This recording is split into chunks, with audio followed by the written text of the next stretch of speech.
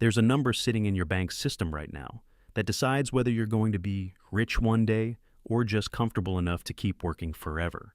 It's not your salary, it's not your savings, it's your relationship with debt. And here's the part nobody explains to you. The wealthiest people on earth are more in debt than you are, not less. Billionaires borrow more money than almost anyone. The difference isn't whether they use debt, it's what the debt is pointed at. So today, I want to show you exactly how the rich turn borrowed money into more money, why the same tool turns into a trap for everyone else, and how to tell, before you sign anything, which side of that line you're standing on. Here's the one-line version, and then we'll unpack it for the rest of the video. Debt isn't good or bad. Debt is neutral. What makes it a weapon or a wound is what's standing on the other side of it, an asset that pays you or a lifestyle that costs you. Two people can borrow the exact same $40,000 at the exact same interest rate on the exact same day. 10 years later, one of them is meaningfully wealthier because of it.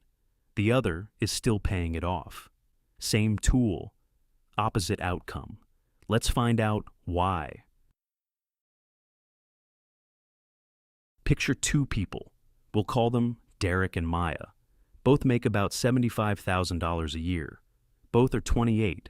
Both walk into a bank on the same morning and walk out with a $40,000 loan. Derek uses his on a truck. New, fully loaded, the one he's wanted since high school. The payment is $650 a month for 7 years. Maya uses hers as the down payment on a small rental property. Her mortgage payment is covered almost entirely by the rent she collects. She nets maybe $150 a month after expenses. Not exciting, but positive. Fast forward 10 years. Derek's truck is worth maybe $9,000 now, if he's lucky and took care of it. He's paid roughly $54,600 over those years for an asset that's lost over 3/4 of its value. He owns a depreciating object that cost him money every single month it existed.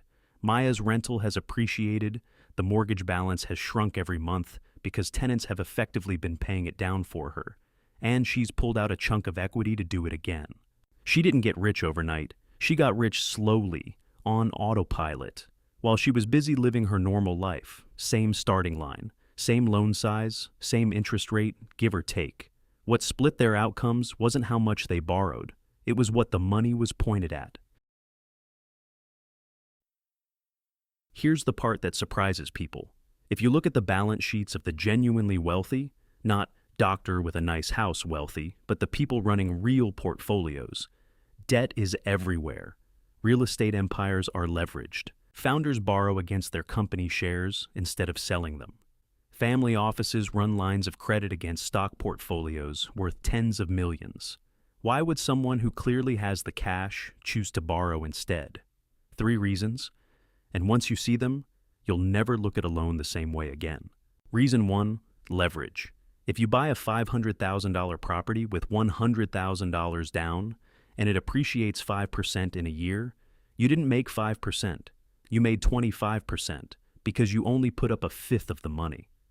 The bank's money grew your return, not theirs. That's leverage, and it's the entire reason real estate has built more household wealth than almost any other asset class. Not because property is magic, but because it's one of the easiest assets in the world to borrow heavily against. Reason 2, arbitrage. This one's almost sleight of hand. Say someone has a $2 million investment portfolio. Instead of selling shares to buy something, a business, a property, even a tax bill, they borrow against the portfolio using something like a securities-backed line of credit, often at somewhere around 6 to 8%. Their portfolio, meanwhile, keeps compounding at its historical average, often 8 to 10% over time. They're borrowing at one rate and letting their money keep growing at a higher one. The gap between those two numbers is quietly profit, and they never had to sell a single share. Which brings us to reason 3, taxes. Selling an investment triggers capital gains. Borrowing against it doesn't. This is the entire engine behind a strategy you've probably heard whispered about called buy, borrow, die. Buy appreciating assets. Borrow against them tax-free instead of selling whenever you need cash. When you die, your heirs inherit those assets at their current value, not what you originally paid, wiping out the gain on paper entirely. It sounds almost too simple to be legal. It is legal. It's just not something anyone teaches you because the bank makes money either way, and nobody else has an incentive to explain it to you.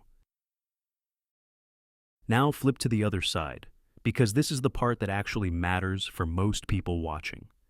The average American is carrying credit card debt at somewhere around 24 to 29% interest.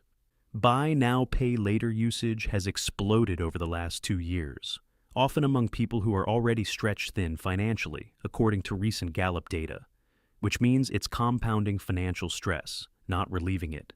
Auto loans now regularly stretch to 7 and 8 years on assets that lose roughly 20% of their value the moment they leave the lot.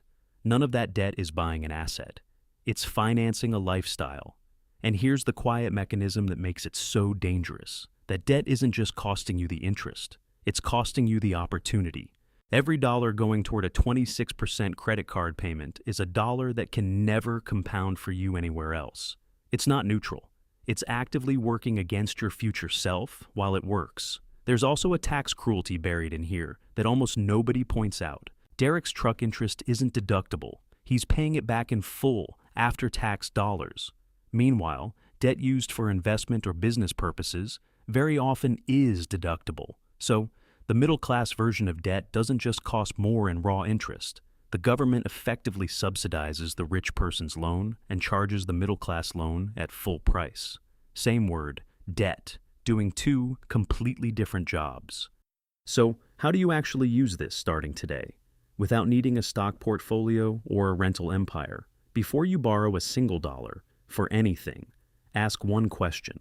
Does this debt pay me or does it cost me every single month it exists? That's it. That's the entire filter the wealthy run every financial decision through, whether they say it out loud or not.